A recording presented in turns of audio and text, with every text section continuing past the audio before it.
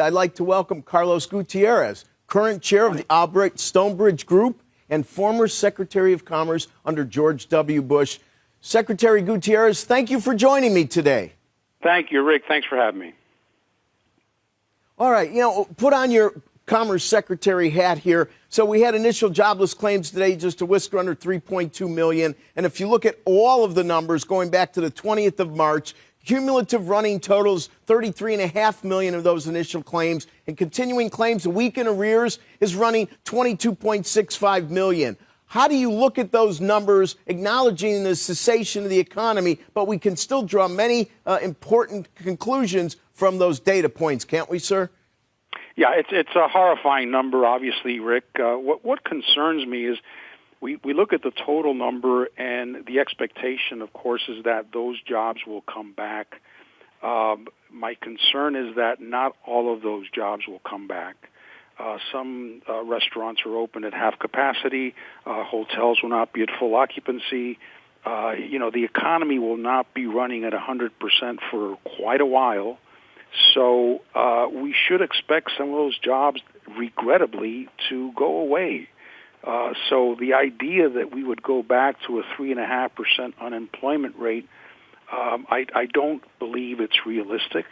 And it's going to be a long, long haul to get back to that level. So not all of those jobs are viable jobs. Now, Mr. Secretary, I guess my question would be, acknowledging what you've just stated, and it's very similar to many in the administration, being very realistic. Mr. Fink has expressed similar viewpoints. Is there anything that could be done to ease that transition above and beyond PPP and some of the current programs? Well, I think that technology is playing a lot bigger role, especially in the COVID-19 era, and I think it's going to continue. So we need to be thinking a bit long-term, and how do we retrain some of these folks? Obviously, attracting foreign investment is key. I know the administration is doing a lot to bring back manufacturing, especially from China, from other countries. That can add, but there's nothing like preparing workers for what's coming. And I do think that we have made a leap in terms of technology. We've gone to a new level during this COVID era because these technology tools have helped us. And but they will also take some jobs.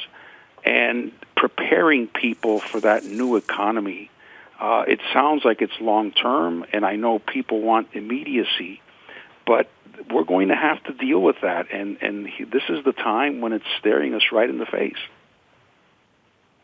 Now, you described the potential to have some growth in manufacturing. The president and his administration right now are turbocharging the notion of trying to extricate some of these supply chains out of China, and we're not the only country. India's trying to do this. Japan's trying to do this. Yeah. Will that indeed be an extra bump with regard to trying to reset up and rejigger? Now, I know there may be pricing implications, inflationary implications there, but ultimately, won't that help? Won't that create extra demand for that sector? That will have an impact. The manufacturing facilities that will most likely come back or will leave China are those that were in China as an export hub, or were just manufacturing in order to export. It'll be tougher for those plants that are there to serve the Chinese market. Now, there's some discussion about the administration putting in place a ban on government procurement of pharmaceutical products imported from China. That would require, even though they're made by U.S. companies, that would require those companies to relocate. And part of the regulation or the executive order could be that they relocate to the U.S. That would bring back manufacturing. But, of course, those are supply chains that take a longer lead time. It won't happen next month. It takes years in some cases. But, yes, that will also have an impact. In some cases, the manufacturing will leave from China. And as you say, India is making a big play for that. They've opened up their industrial states, Maharashtra, Gujarat, Andhra Pradesh, the states that already have experience with industrialization, and they're opening up land rights to foreign investors, something that is very new, incentives. So that's an opportunity for companies in China, Vietnam, Japan, Korea, Australia, New Zealand. They're all part of this prosperity partnership that is designed to take manufacturing out of China. So what started as a trade war designed to reduce our deficit, designed to change Chinese behavior toward IPR, I believe it's now turning into policy. And that policy is decoupling. And we're seeing signs of it. So pharmaceuticals, other PPE.